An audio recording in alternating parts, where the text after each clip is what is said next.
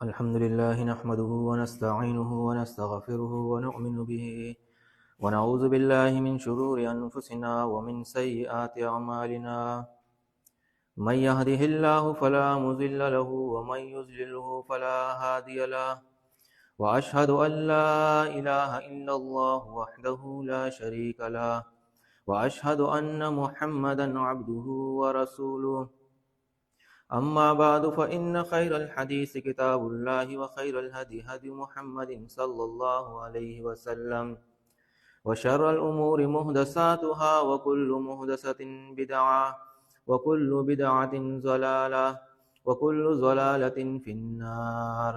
بعد أعوذ بالله من الشيطان الرجيم. بسم الله الرحمن الرحيم.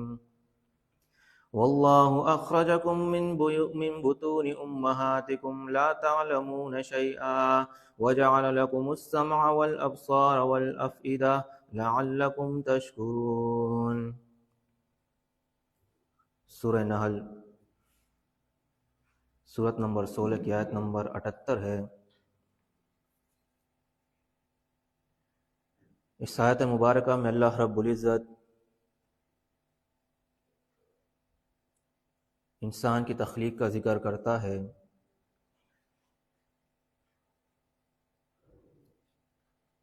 کہ کس طرح اللہ رب العزت نے اس انسان کو پیدا کیا ہے. اس لیے کہ قرآن مجید کے اندر اللہ رب العزت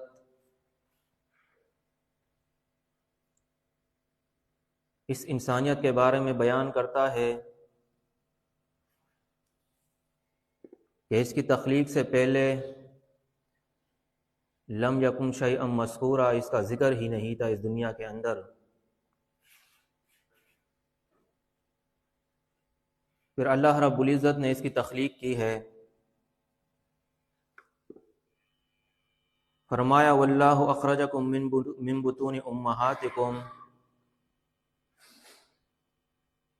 کہ اللہ رب العزت نے تمہیں تمہارے ماؤں کے پیٹوں سے پیدا کیا ہے. لا تعلمون شیئا، اور تم کچھ بھی نہیں جانتے تھے. جب پیدا ہوئے تو تمہیں کچھ بھی نہیں پتا تھا دنیا کے بارے میں، دنیا کے معاملات کے بارے میں. پھر اللہ رب العزت نے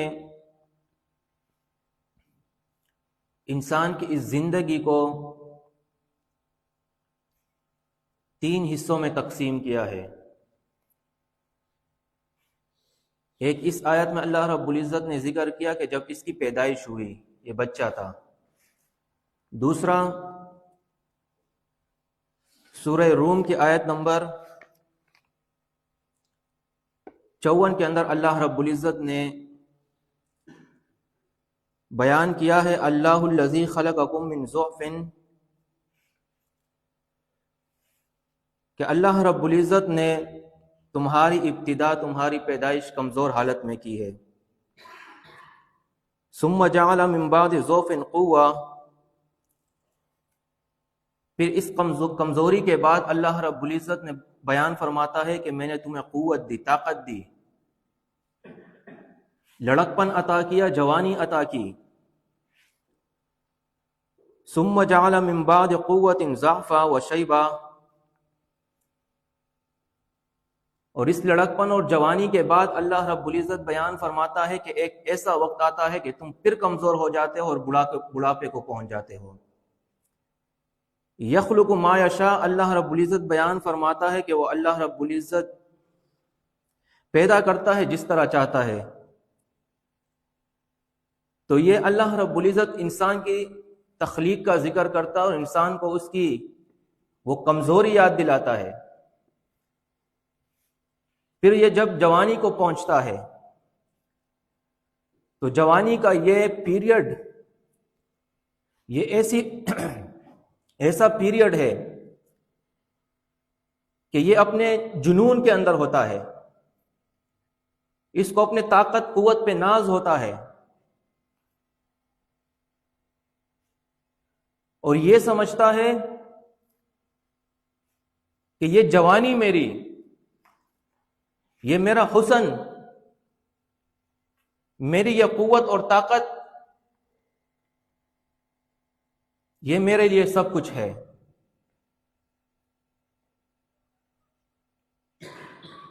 لیکن ہمیں سوچنا چاہیے، آج ہم جتنے بھی جوان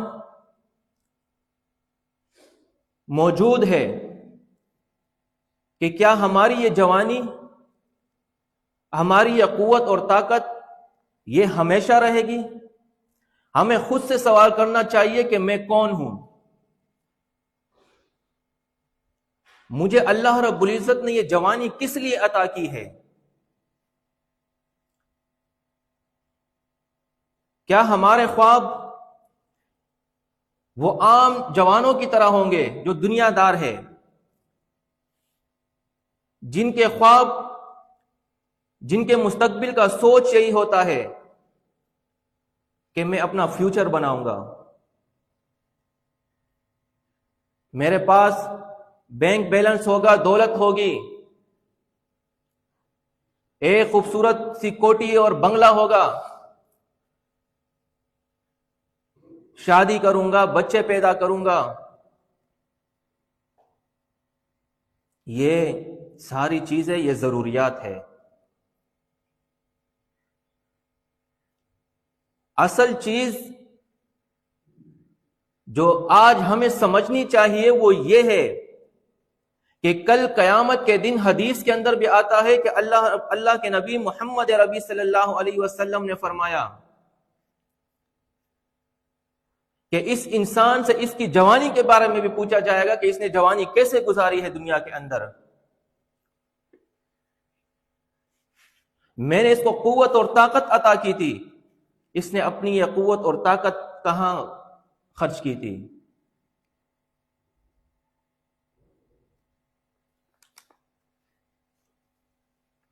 کئی مثالیں قرآن مجید کے اندر، احادیث کے اندر ہمارے سامنے موجود ہے۔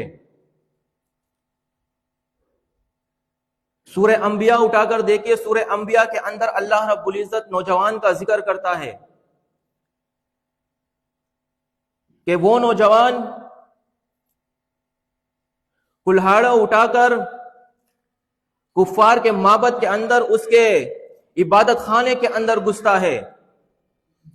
گھسنے کے بعد اللہ رب العزت بیان فرماتا ہے کہ وہ ان کے بتوں کو توڑنا شروع کرتا ہے، کسی کا ہاتھ توڑتا ہے، کسی کا پیر توڑتا ہے، کسی کے سر کو الگ کرتا ہے۔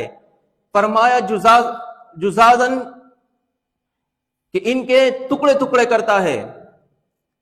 جب وہ قوم پہنچتی ہے اور اپنے ان بتوں کا، اپنے الہوں کا یہ حال دیکھتا ہے کہ کسی کا پیر نہیں ہے، کسی کا پاؤں نہیں ہے، کسی کے ہاتھ نہیں ہے، کسی کا سیدھا، کسی کا الٹا، کسی کا سر نہیں ہے، وہ سوال کرتے ہیں من فعل ھذا بآلہتنا انہ لمن الظالمین، ارے ہمارے الہوں کے ساتھ یہ کام کس نے کیا ہے؟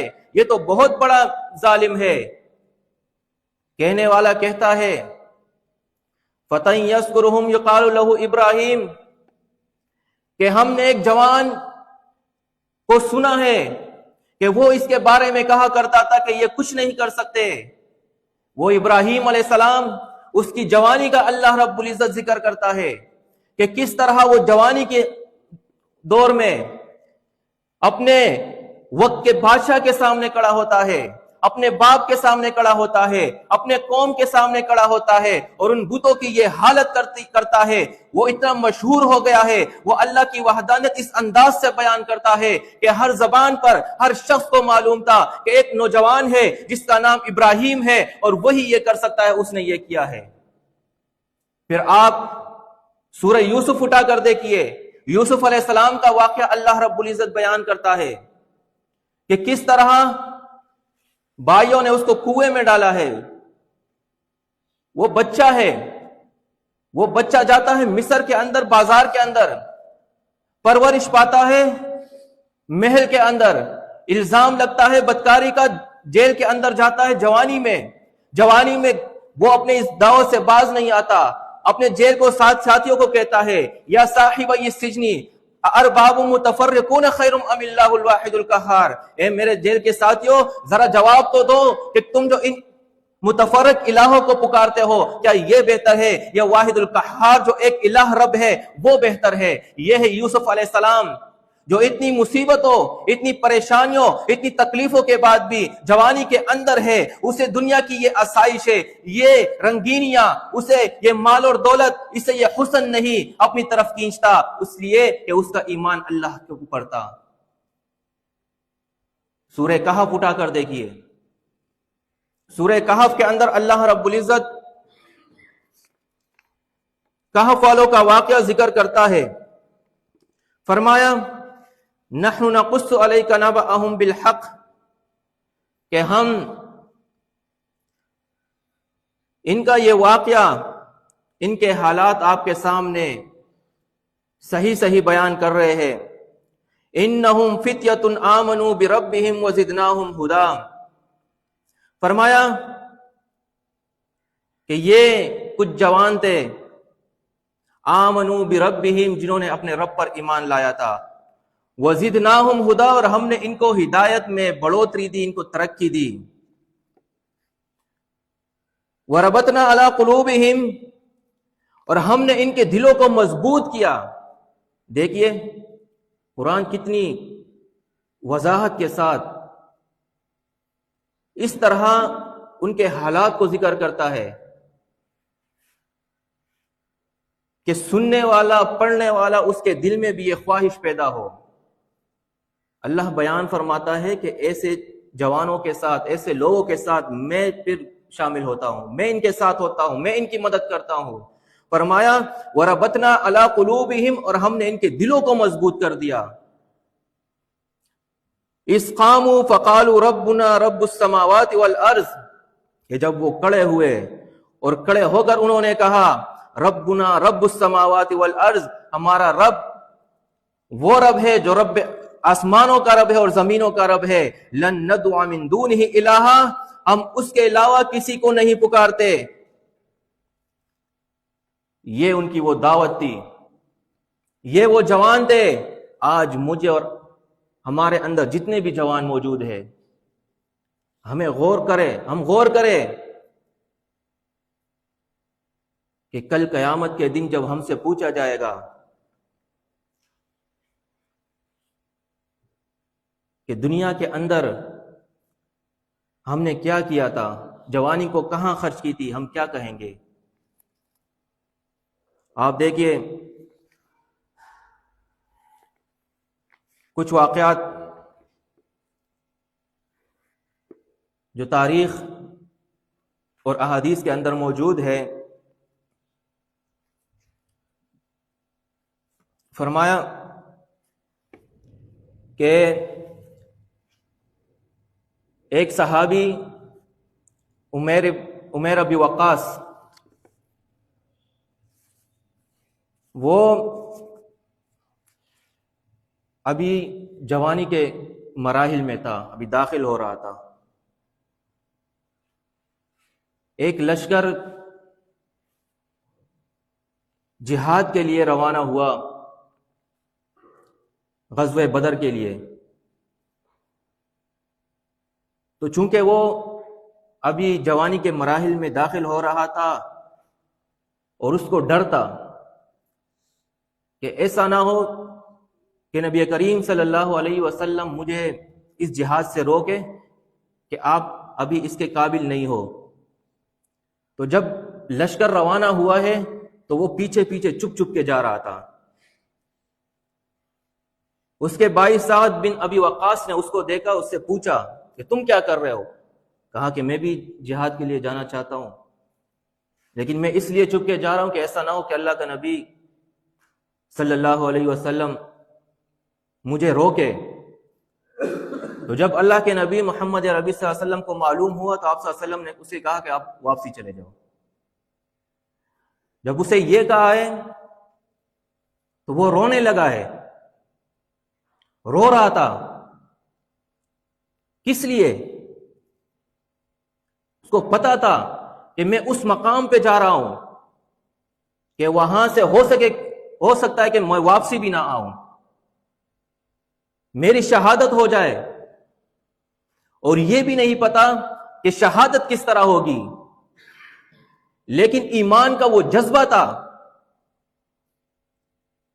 جوانی کا وہ جوش انہیں بھی تھا، لیکن ان کی جوانی کا وہ جوش دیکھیے کہ وہ کہاں لگا رہے، وہ رونے لگا۔ تب آپ صلی اللہ علیہ وسلم نے اس کو اجازت دی کہ ٹھیک ہے آپ چلو، اور اس غزوہ بدر کے اندر اسے 16 سال کے اندر جو ہے اس کو شہادت نصیب ہوئی۔ ایک اور واقعہ،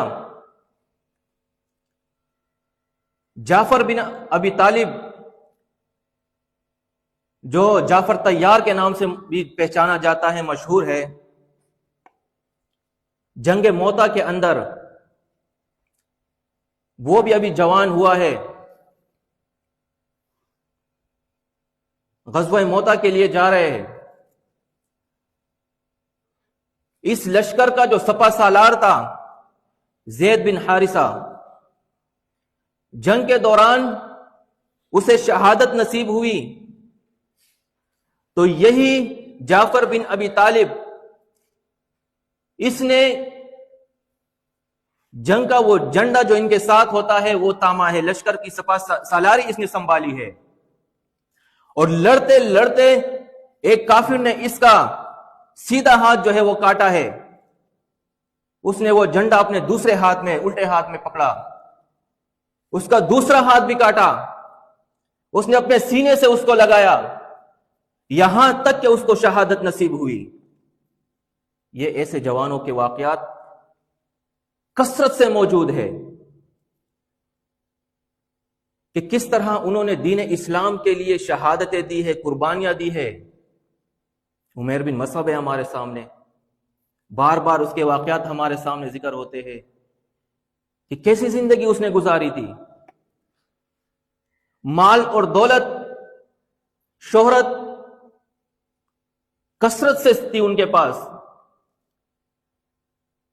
کس طرح وہ اپنی زندگی گزار رہا تھا، ایک کپڑا جو پہنتا تھا دوبارہ نہیں پہنتا تھا، ایسے ایسے خوشبو لگاتا تھا کہ کسی کے پاس نہیں ہوتے تھے وہ، لیکن جب ایمان کو سمجھا ہے، جوانی کے اندر ہے، اپنا سب کچھ چھوڑا ہے دین اسلام کی خاطر، پیون کیے ہوئے کپڑے پہنتا تھا دین اسلام کے بعد۔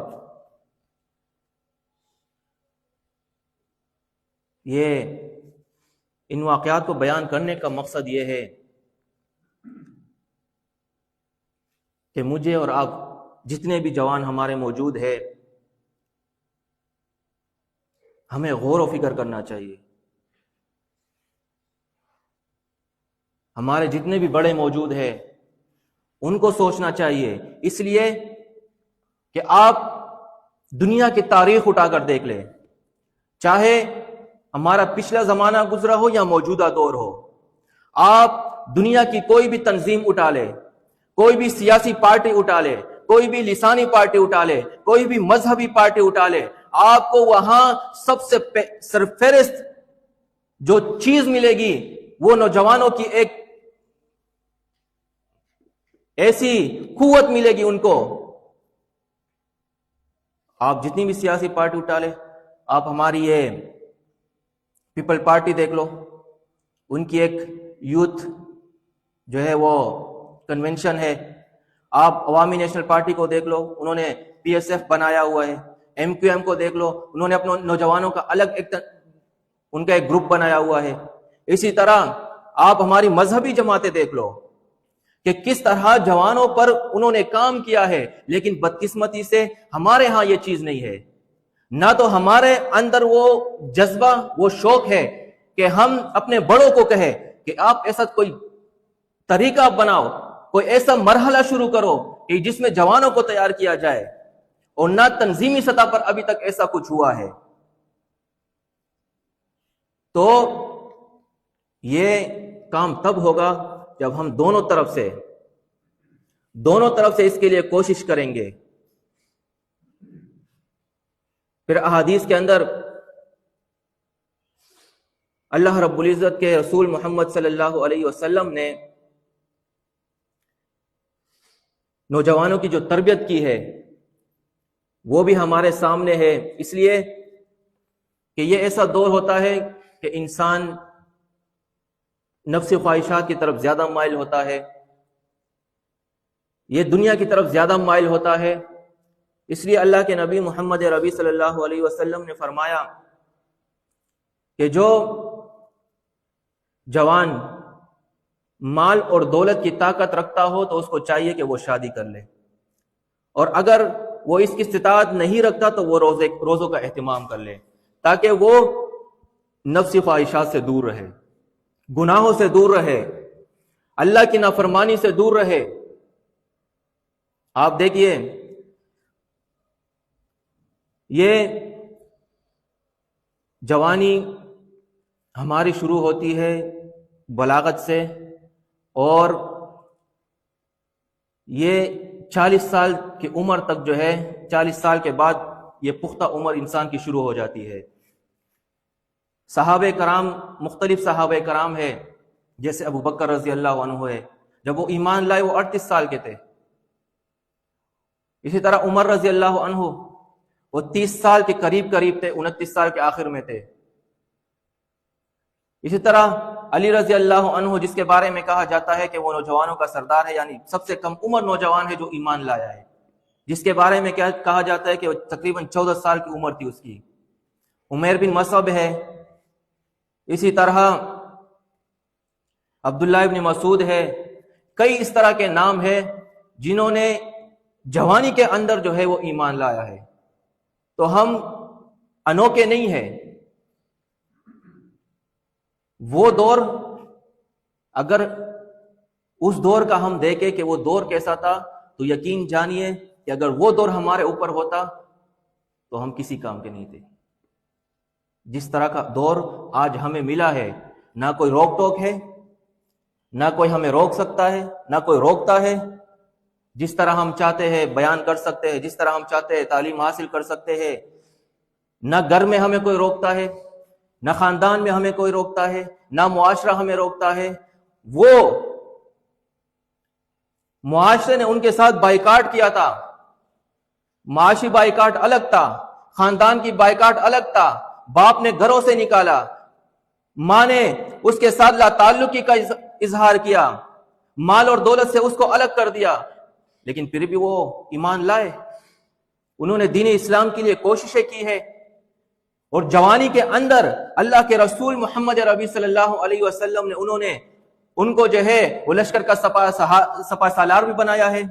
انہیں مختلف، جیسے عمیر بن مصعب ہے، اس کو مدینہ بھیجا ہجرت سے پہلے ہی کہ جاؤ اور وہاں دین اسلام کی تبلیغ کرو اور قرآن مجید کی جو ہے وہ وہاں پرچار کرو، لوگوں کو سکھاؤ جوانی کے اندر۔ اسی طرح کئی جوان ہے، کسی کو کئی بھیجا ہے، کسی کو کسی قبیلے کے اندر بھیجا ہے، گئے وہ کام کیا انہوں نے۔ آج ہمیں بھی یہی رویہ اختیار کرنا چاہیے، ہم بھی سیکھیں، سمجھیں، اور تنظیمی سطح پر بھی میں یہ مشورہ دوں گا کہ جوانوں کو تیار کیا جائے، جس طرح ہماری شورا جاتی ہے مختلف دوروں کے اوپر، اسی طرح کچھ جوانوں کو تیار کیا جائے، ان کو بھیجا جائے کہ جاؤ اور وہاں یہ دین کا کام کرو۔ اس طرح اگر ہم یہ کام کریں گے، ہمارا شوق بڑھے گا، ہم سیکھیں گے، ہم سکھانے کا جو ہے ہمارے اندر جو ہے وہ شوق پیدا ہوگا، سوشل میڈیا پہ کام کریں گے، ہر طرف یہ دعوت پھیلے گی، اور انشاءاللہ ایک ایسا وقت آئے گا کہ اس دنیا کے اندر، اس زمین کے اوپر الہ واحد کا جو ہے وہ نعرہ بلند ہوگا۔ ایک ایسا وقت آئے گا کہ لوگ یہ کہنے پر مجبور ہو جائیں گے کہ ہاں،